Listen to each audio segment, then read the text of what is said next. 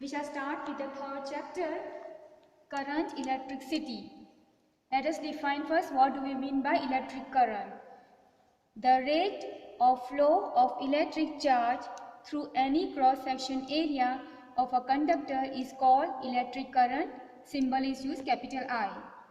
Suppose Q is the charge flowing from any cross-section area in time t, then the ratio Q by T, we call it as the current. But when you are taking this current, we call it as the average current.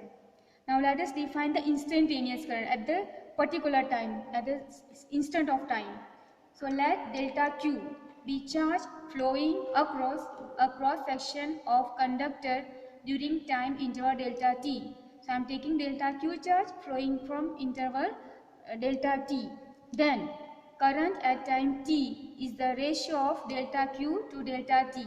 So ratio of delta Q to delta T in the limit of delta T tending to 0. So mathematically we write I of T is equal to limit delta T tends to 0 ratio of the charge by time interval delta Q by delta T. And this limit, with this we can write as the, in a calculus it can be written as dq by dt. So this is your electric current. I is equal to dq by dt. The SI unit of the current is ampere. This is charge, so it is written as coulomb, and this is time, so it is second. So coulomb per second, and it is ampere, and capital A is the symbol.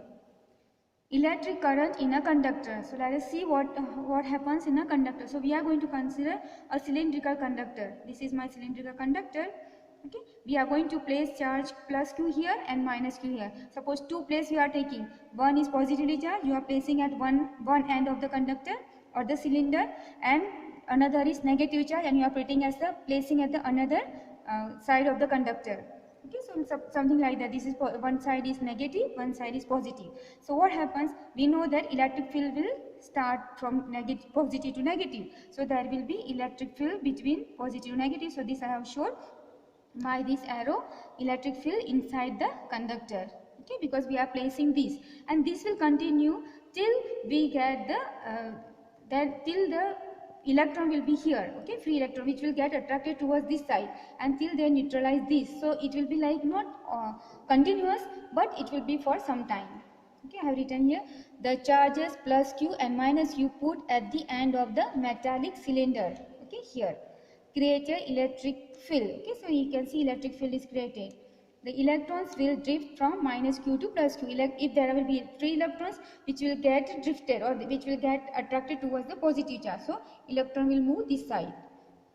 The current will and because of that the current will flow, okay, for little time, and the electron will come here and neutralize this positive charge here. Okay, the current will stop after a while unless the charges plus or minus Q are continuously replenished.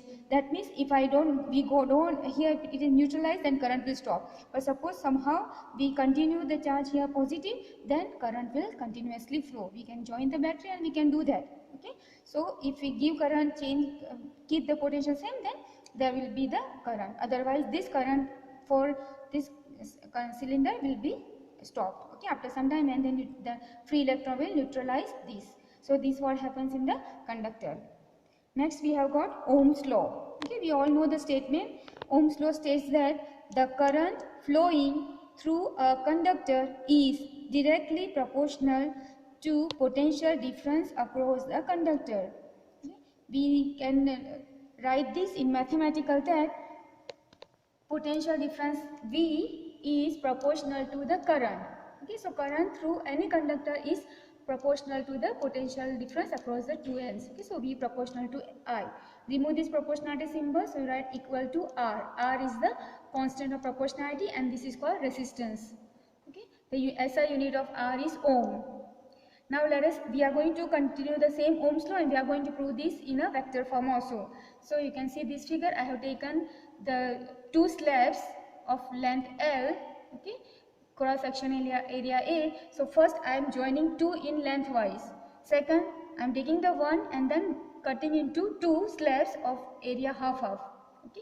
Consider a conductor satisfying Ohm's law in the form of a slab of length L and cross section area A. Imagine placing two identical slabs side by side as in figure A. Okay, so we can see figure A that this is cross section area A is same, length L is same, and they are like slab. Okay, this like this cubic type we call it as a slab, and they are in the lengthwise. So length becomes double L. Okay, L plus L 2L. Therefore, the length of combination is 2L. Okay, the current flowing through the combination is same as flowing through either slab. So if one slab you take current is flowing I, then the same current will flow from I plus I means both. Okay, so current will be the same in from both the slab. If V is the potential difference across the ends of first slab, then V is also potential across the second slab. So now here potential difference will be different. Suppose potential difference across this first slab. Okay, this first slab is V, and then the second slab also will be V. Current will be same, but potential across this will be V, across this will be V. So total will be 2V. Okay, when I combine this, total will be 2 times V. Therefore, resistance of combination RC is equal to 2V by I. Okay, I am using the Coulomb's law again. Sorry, Ohm's law again. RC is equal to 2V by I. But V by I, we know it is Ohm's law, so we will write 2R. This V has become double because length has increased, 2R. And V by I, we can write as R because from the Ohm's law. So what we can write from this? Doubling length.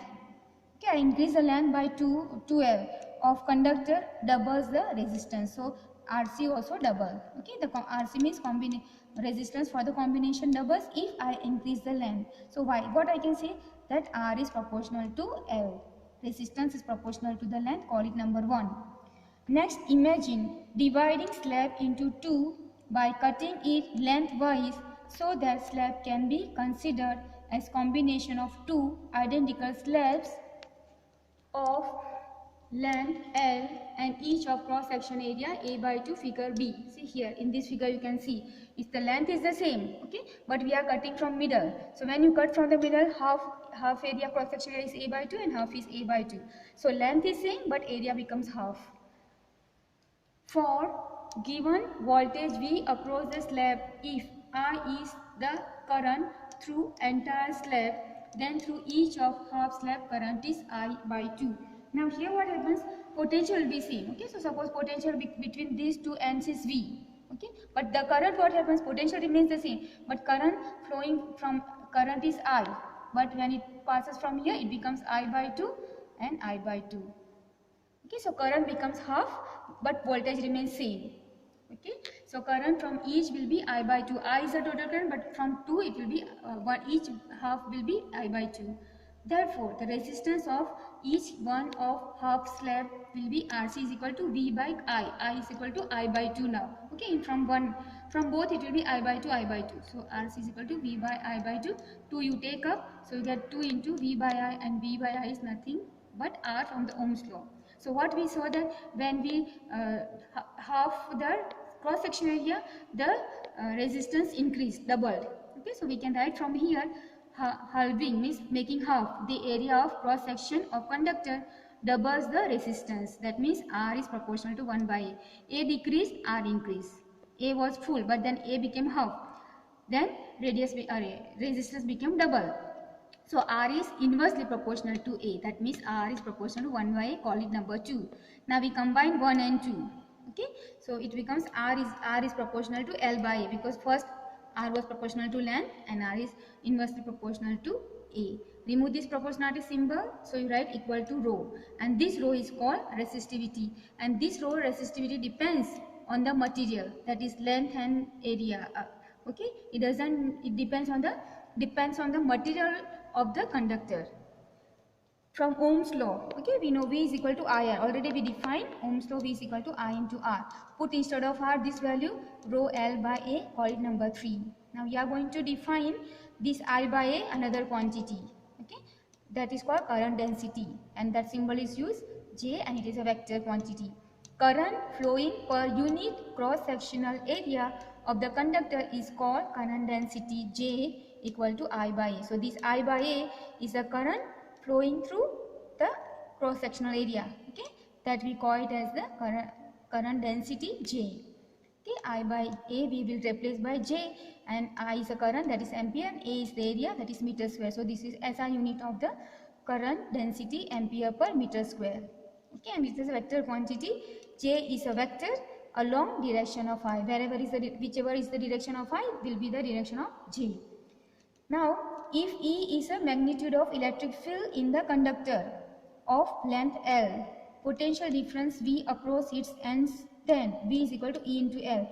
This I am using from the last chapter 1, that chapter 2, equipotential surface. Okay, we have done in that the relation between E and V was E equal to V is equal to E into L. Okay, this we have done in chapter 2, the relation between electric field and the potential. Okay, that we have done in chapter 2. So from there we can write, if E is the electric field, L is the length, and V is the potential, then we can write V is equal to E into L. So we can write E into L. So we will place V is equal to E into L, and I by A is equal to J in this equation number 3. So from equation 3, EL, okay, I put V is equal to EL is equal to I by A is J, rho and L remains as it is. So what we can write, E is equal to this L and this L will cancel. So when L and L cancel, so you get E is equal to vector J into rho. Okay. Now suppose this rho I transfer here. So what I get, E into 1 by rho is equal to J. Now this 1 by rho is also given one more quantity we call as a conductivity. So this is called sigma. 1 by rho is called sigma, which is called conductivity of the material. Okay, so we can write here J is equal to, instead of this you write sigma into E vector. So now this is actually Ohm's law in a vector form. So we have got Ohm's law in two ways. One is, this is scalar form, this is vector form. So Ohm's law in scalar form is V is equal to I into R, and this we have proved Ohm's law in vector form, J is equal to sigma into vector E. What is J? J is a current density. What is sigma? Sigma is a conductivity, 1 by rho. And what is E? Is the electric field inside the conductor. Thank you very much.